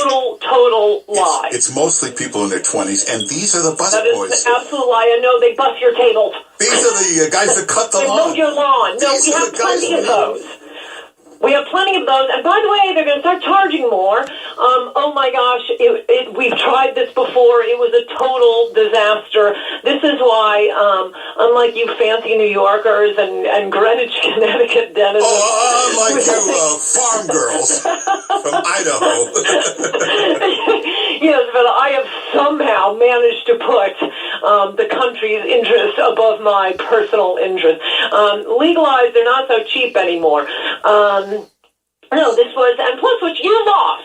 You lost. November 9th, we had a referendum on amnesty. I will explain further next week on why this is 100%. I'm sure we do at least have time before Congress acts, but with all the cultural elites, like you, Mark Simone, desperate to have open borders and take away our nation. The one thing that's most important to most Americans is that we can call ourselves Americans. We did have a referendum on this precise issue, and Trump beat everyone by taking America's side. I don't know what else voters can do. Both Republicans and Democrats have conspired to pass amnesties, and they always pretend it's, just for this teeny tiny group of valedictorians. It is not. It is for all 40 million and any other illegals who can clamber across the border. I promise you 100% that is what it will be. And I will give you examples if you want. And all three times, even with the media, even with the conservative media hiding what Congress was even doing, somehow the American people got wind of these three amnesties, called in, shut down the congressional switchboard. It was just 3 years ago, the majority leader, Eric Cantor, outspending an unknown economics professor, Dave Bratt, 40-1, crushed him in a Republican primary. The first time a member of leadership has been defeated in a primary, and it was on the issue of amnesty. And now, if you needed any more proof, the American people have put this utterly implausible candidate in the White House because he was the only one who would take America's side on immigration. That is how he won. No, the media and Hillary kept saying, bringing up his personal baggage and Access Hollywood and the things he said about Rosie O'Donnell and his bankruptcies and his three marriages and his vulgarity and insanity and everything else. And the American people said, we don't care. This is the agenda we want. You can run Zippy the Chimp if he tells us he'll build a wall and deport illegals. This is how he won. So my hat's off to whomever it was in the White House who locked Trump in the Oval Office long enough for Jeff Sessions to make the announcement. Well, you can claim that's how he won, but if you read this Hillary Clinton book, you're laughing. Wait, is it out? It's coming out, but you're laughing. But she lays out 5 very specific reasons why she lost. And she really goes into detail. Do you know that Bernie Sanders started this crooked Hillary thing? Did you ever hear Bernie Sanders call her a crook? I never heard that. No, that's weird. Because that is one of Trump's charms. He does know. I mean, it's funny. Everything the media hates about Trump are all the things I love about him. It's only when he stops doing the things I love about him, well, particularly his main issue that put him in the White House, that I become enraged and frustrated with him. But his mocking names for people were really excellent. Yeah, and I remember Bernie Sanders got nothing but criticism from everybody that he didn't go after Hillary. All they did was attack him for not going after her. Well, we did. The Democrats thought it was very gentlemanly of him when he said at that first debate, "I'm sick of hearing about the damn email." Yeah, see, it was exposed right there. He could have hit her right in the throat, right on that one. Didn't do it, but. Bernie is another one who, by the way, I liked a lot better when he was a socialist and then he became a liberal. He used to have to explain to the little eunuch boys at Vox that no, open borders, that's a Koch brothers idea. We have to take care of our own people. And the hilarious thing about the eunuch boys at Vox, you have to look them up. There's one guy in particular, Dylan something, you just got to see the photo. Anyway, they keep complaining about, yes, but if we allow unlimited immigration, it helps other countries. They get rid of their poor, and it makes them, the whole world a better place. And Bernie Sanders, of all people, the socialist, has to keep explaining to these eunuch boys, no, but we're a country. Wish China, the poor of China and Mexico luck, but we need to take care of our own poor. That is why Bernie Sanders, talk about it, I mean, he's an implausible candidate too, and he almost beat the Clinton machine by, at least in many ways, running on behalf of protecting the American people. Unfortunately, when he became a Democrat to run for president, he had to drop his pro-American immigration position. Hey, Ann Coulter, I've seen you do these book tours. You sit there and you sign all these books for free. You should learn from Hillary Clinton. She's charging $2,400 to come to a book signing. You're kidding. And take a picture. No, and the cheapest ticket is $150, and for the $150, you don't get the book signed. You got to go to the $1,200 ticket or $2,400 to get a picture and a signed book. I'm guessing this is not to benefit, Democratic clubs or charities. No. This is to benefit Hillary. Yeah. Because it generally does cost a lot to come see me, but it's because I've been hired to give a speech to raise money for some organization like a Republican club or... yeah, but most of your book signings, and especially in a bookstore, you do that for free. I mean, you got to buy the book, but... I don't do book signings in bookstores. Oh. I only recently started doing them. No, you want an Ann Coulter book signed, book me for a speech. I give excellent speeches. When a book comes out, I'll usually do a couple around around wherever I happen to be. Yeah, but see, the big authors, they don't have to do this. Like Nelson DeMille, he does like 2 book signings. They automatically just sell. But well, it's not that. It just takes so much time. Yeah, but Hillary... And it's effort now with liberals. I mean, you have to have a battery of security guards. Well, that's true.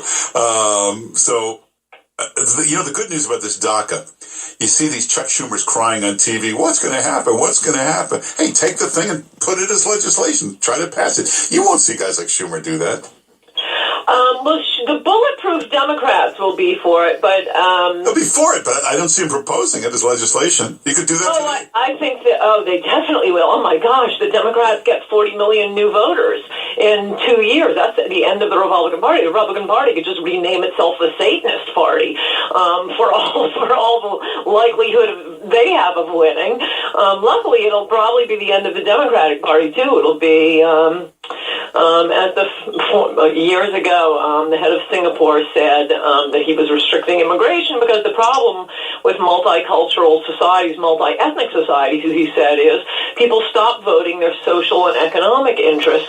They vote their ethnic group. And man, do you see that in California. It's not, the Republican Party is dead. It's the way it will be in the entire country. There is no Republican Party in the entire state of California.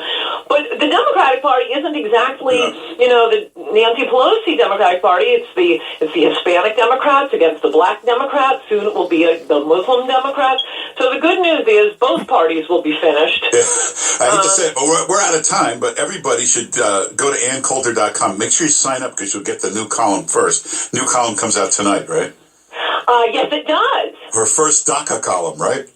Well, no, it's like Groundhog Day with immigration. How long do we have to have this argument? No, but it'll be a good column. You won't want to miss this. And then you won't want to miss it. Follow Ann Coulter on Facebook and Twitter and get her book, In Trump We Trust. But just go to AnnCoulter.com. You can get everything. And send a copy to Trump. Send him a copy. And Ann Coulter, thanks for being with us. Good to talk to you, Mark Simone. Bye-bye. Take care.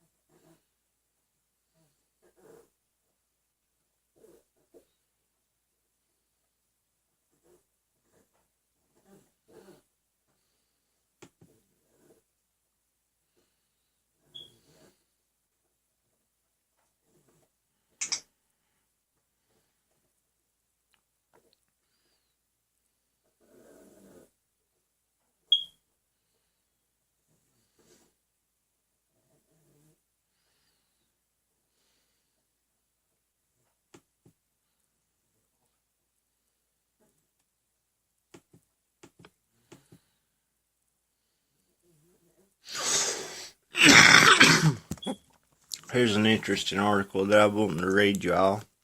Took me just a second to find it, as I kind of forgot about it. I was going to save these couple of articles earlier today, but I've been so busy it kind of slipped my mind, and I was just all of a sudden reminded of it.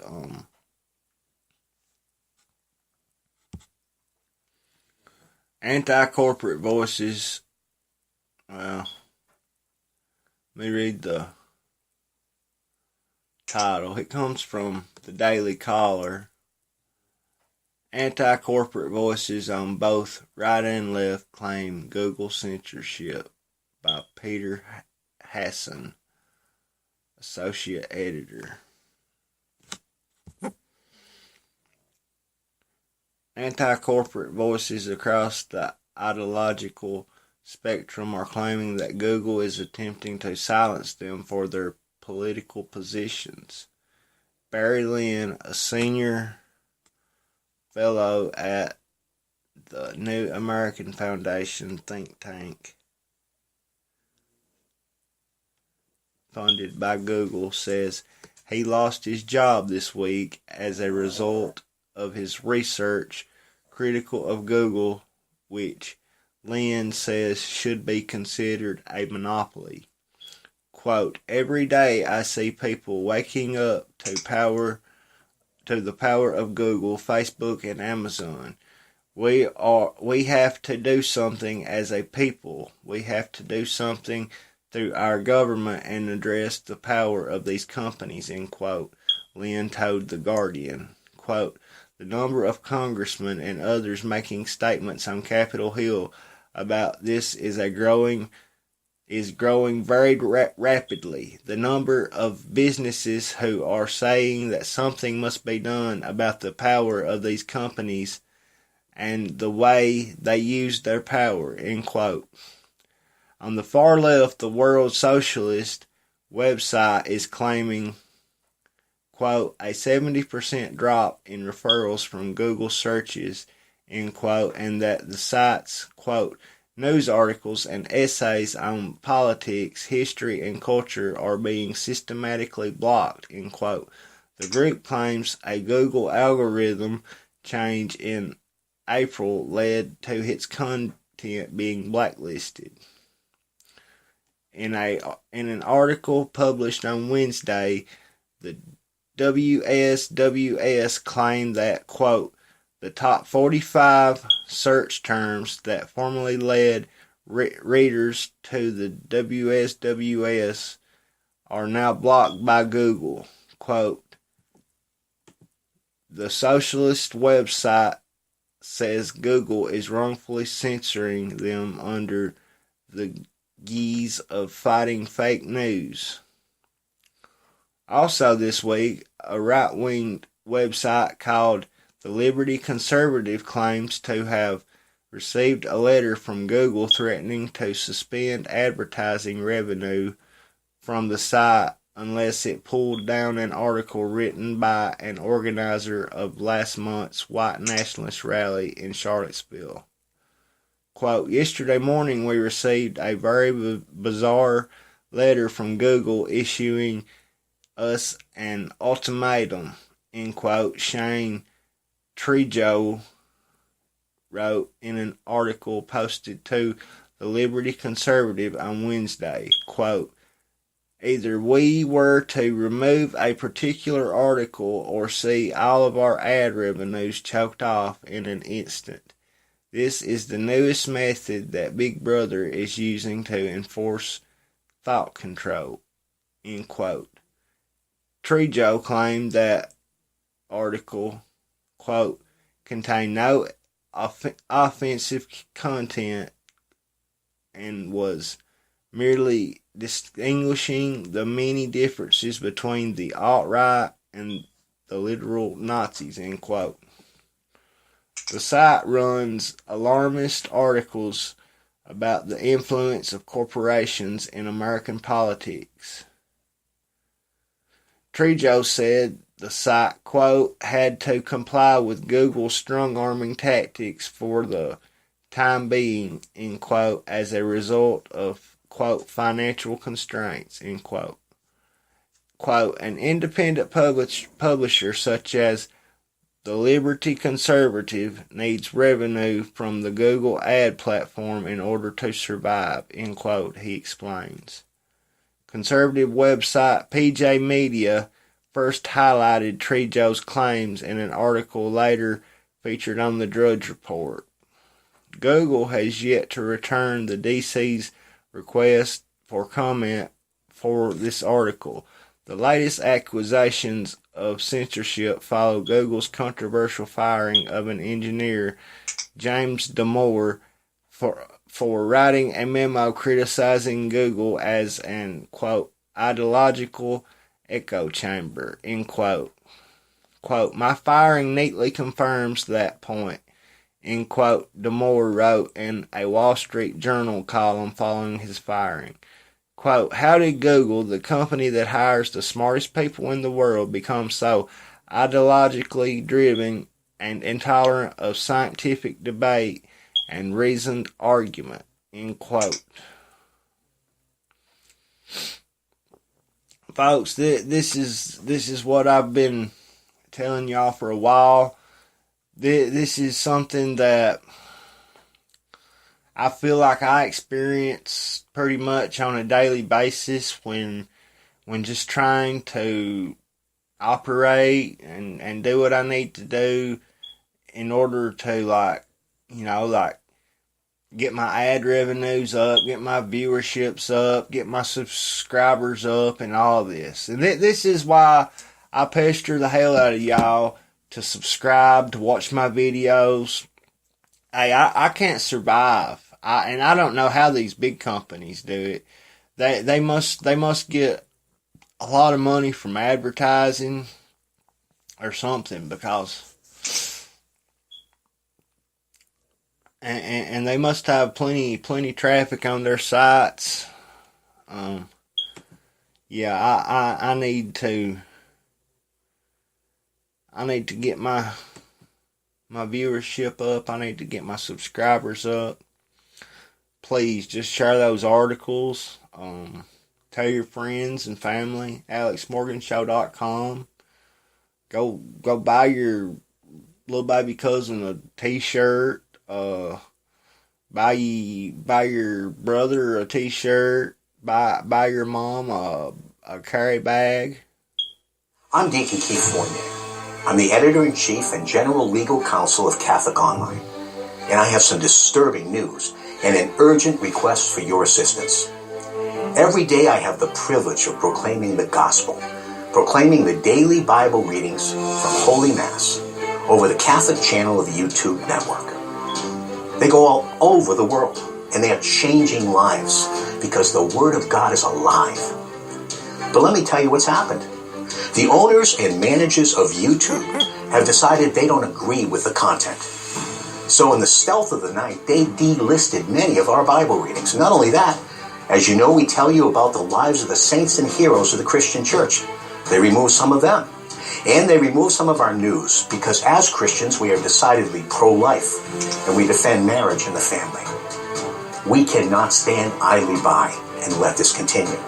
We must defend religious freedom. This is blatant anti-Christian bigotry. It violates the fundamental right to religious freedom, which is revealed in the natural law and protected by the First Amendment to the Bill of Rights of the U.S. Constitution. We need your help. We are establishing a religious freedom fund to stand up to this anti-Christian bigotry. We need you to be a part of this.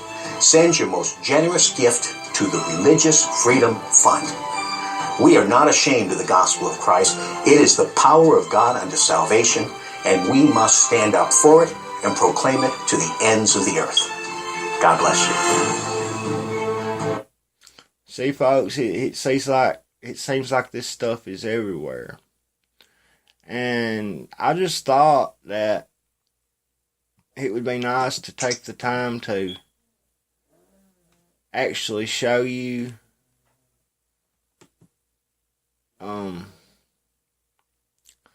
the censorship that I can see I mean, from my own eyes on my own computer screen. What I can prove. Here's just what I can prove, okay? And I'm just gonna go ahead and go on here and make this point. Right here. The Alex Morgan Show, episode 52. Blocked worldwide. And this isn't the only video that they blocked. Right here, folks, they blocked my episode for playing 17 seconds. Well, maybe it was about a minute and a half of a Led Zeppelin song, Dazed and Confused. I filed a dispute, and I've done this several times. I click right here. I'm not making money. I'm not selling the video or making any money from it. Continue. And, you know, it just keeps going on and on.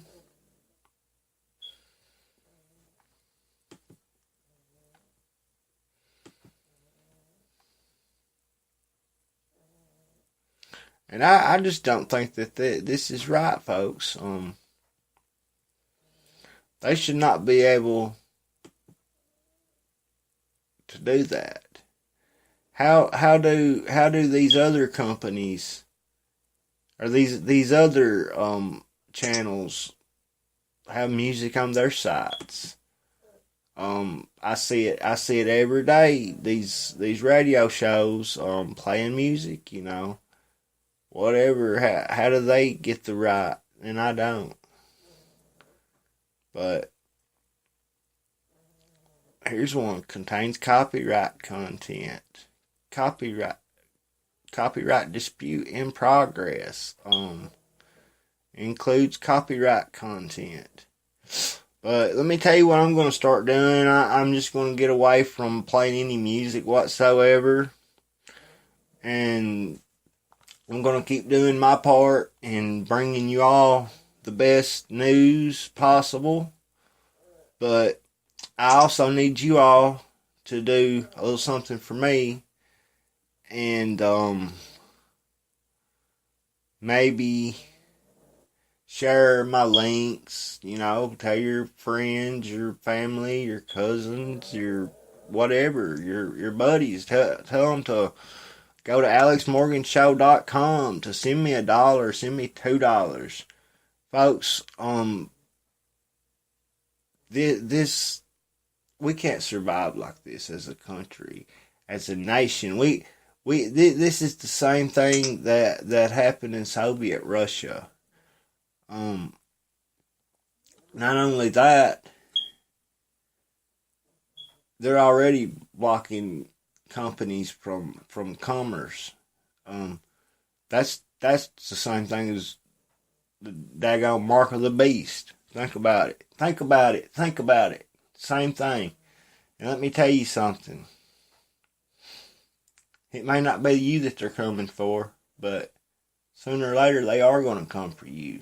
And when they do, you're just going to have to go, because if you don't take a stand now, if you don't stand up for me, if you don't stand up for these Catholics, I'm not a Catholic, but I do believe that we should have the freedom to be whatever religion that we want to.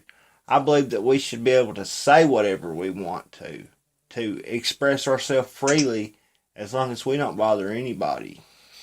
You know, I really do. Folks, I'll be back tomorrow. Y'all share the link, share the articles. Check out alexmorgannews.com tomorrow. See if those servers have ever got my new site up. Go to alexmorganshow.com. Watch the shows. Watch the videos. Copy the link. Share them on Facebook, Twitter. Speaking of social media, follow me on Twitter at Real Big Al Morgan, at Alex Morgan Show. On Facebook, it's facebook.com/Big Al Morgan, facebook.com/Real Alex Morgan, facebook.com/Freedom Internet Radio Media. You can go to the site freedominternetradio.com, go to alexmorganshow.com, and like I said, check out alexmorgannews.com. Folks, I should see y'all tomorrow. I'd like to thank everybody for joining the show and listening tonight. I hope that y'all enjoyed it. It'll be interesting what we see in the coming days with Hurricane Irma and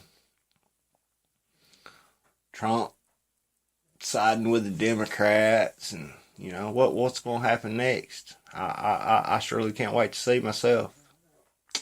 I love y'all. God bless. I'll be praying for you and your families. Please pray for me and my family, and pray for this show. Pray for me. I'll pray for you. God bless. I'll see y'all next time.